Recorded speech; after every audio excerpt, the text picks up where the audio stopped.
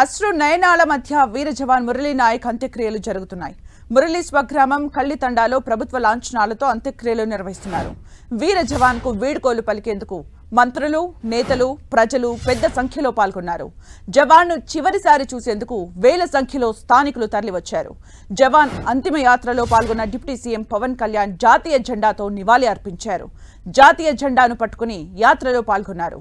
అటు మంత్రులు నారా లోకేష్, సత్యకుమార్లు జవాన్ మృతదేహాన్ని భుజాలపై మోసుకుని బరేల్ గ్రౌండ్ కు తీసుకెళ్లారు. డిప్యూటీ సీఎం పవన్ కళ్యాణ్, నారా లోకేష్, హోంమంత్రి అనిత, సత్యకుమార్లతో పాటు పలువురు నేతలు పాల్గొన్నారు.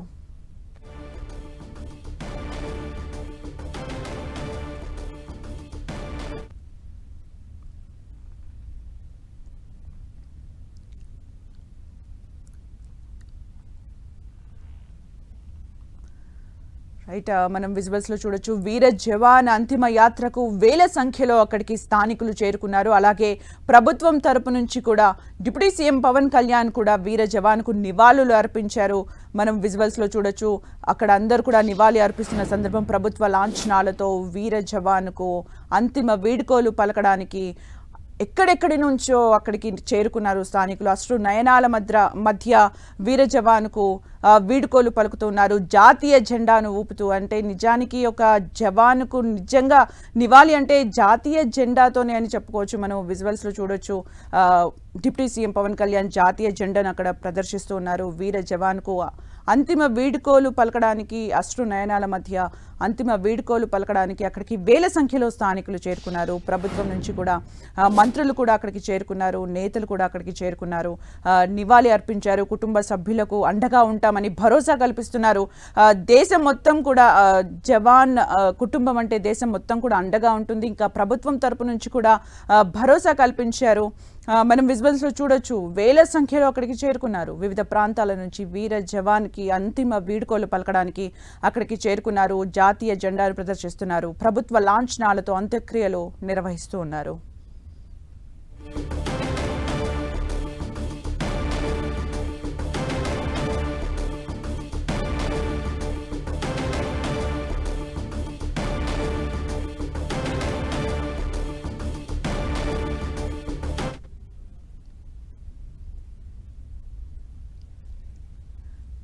మరిన్ని అప్డేట్స్ మా ప్రతినిధి జగదీష్ అందిస్తారు. జగదీష్.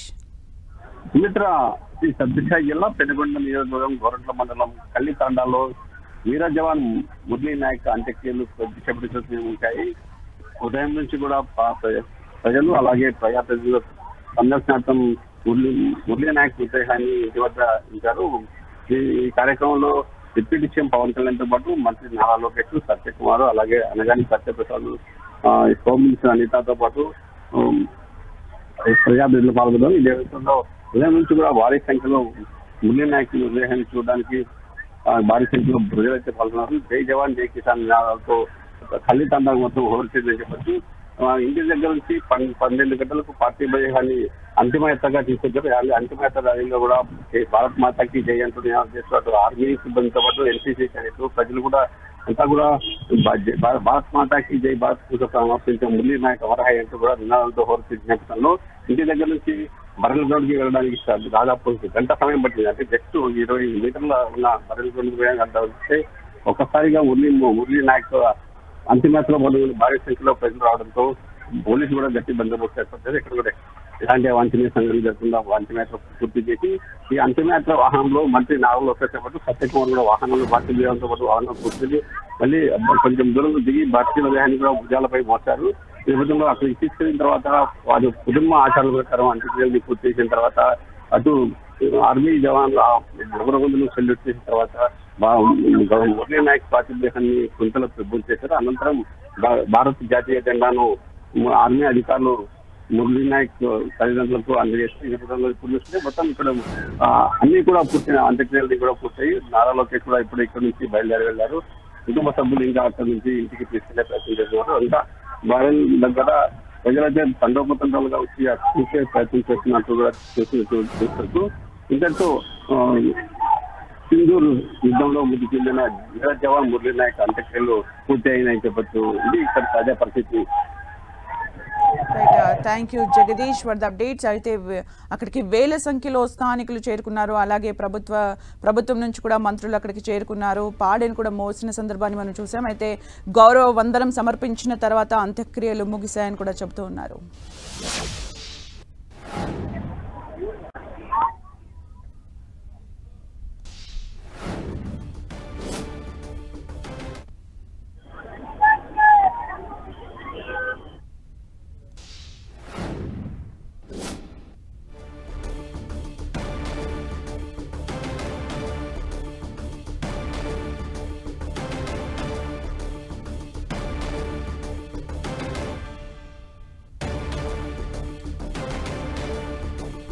ఆపరేషన్ సింధూర్లో భాగంగా వీరమరణం పొందిన జవాన్కు అంతిమ వీడ్కోలు పలికారు. అక్కడికి స్థానికులు చేరుకున్నారంటే ప్రత్యక్షంగా చాలా మంది పాల్గొన్నప్పటికీ పరోక్షంగా అందరూ కూడా మురళీ నాయక్ ఘన నివాళి అర్పించారు. అయితే దేశం మొత్తం కూడా జవాన్లకు అండగా ఉంటున్న సమయంలో ఆపరేషన్ సింధూర్లో వీరమరణం పొందిన మురళీ నాయక్ అందరూ కూడా అశ్రు నయనాల మధ్య వీడుకోలు పలికారు. గౌరవ వందనం సమర్పించారు. ఇక ప్రభుత్వ లాంఛనాలు కూడా అక్కడ పూర్తయ్యాయి. ప్రభుత్వం తరపున మంత్రులు కూడా అక్కడికి చేరుకున్నారు. పాడె మోసిన సందర్భాన్ని మనం చూసాం. అయితే గంట పాటు జరిగిన అంతిమ యాత్రలో భారత మాతకు జై అనుకుంటూ కూడా అక్కడ అంతిమ యాత్ర నిర్వహించడం జరిగింది. ఇంకా తుదిసారి వీడుకోలు కూడా పలికారు. అయితే కుటుంబ సభ్యులకు మేమందరం ఉన్నాము అనే ఒక భరోసాను కూడా కల్పించారు.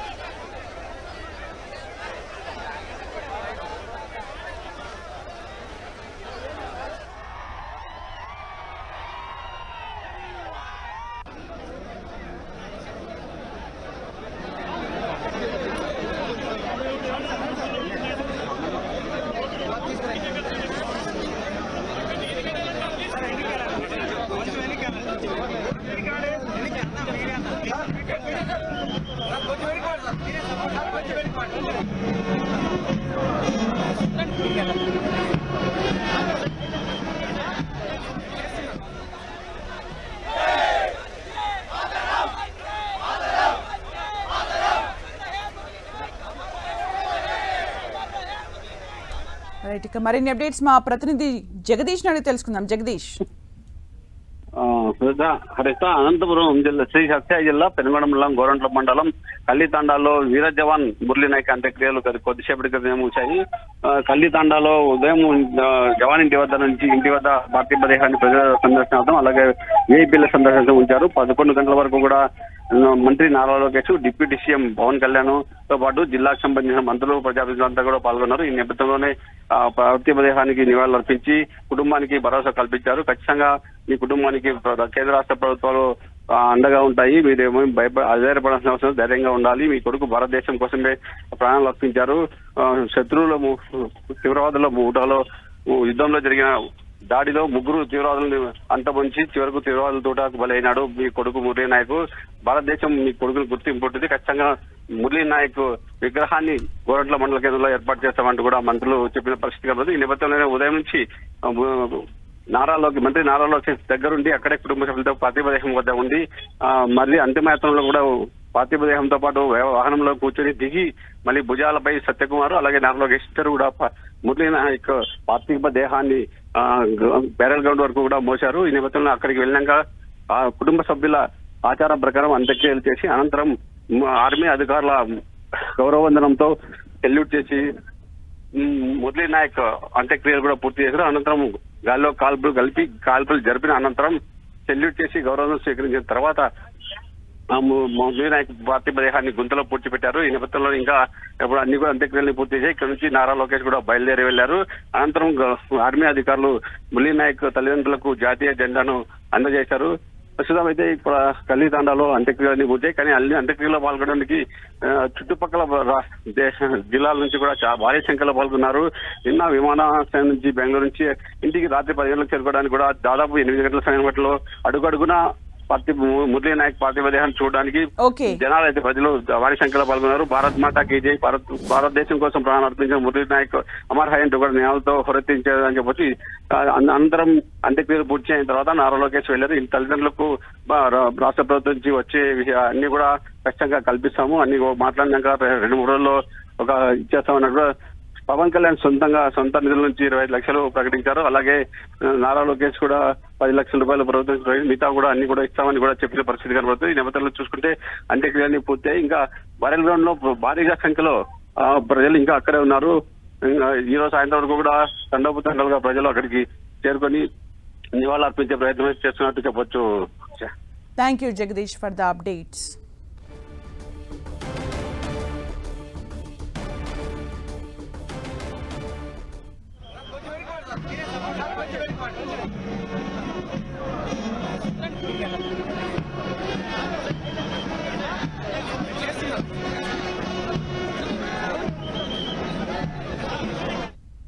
దాదాపు 50 లక్షలు ఎక్స్గ్రేషియాన్ని ప్రకటిస్తూ ఉన్నారు.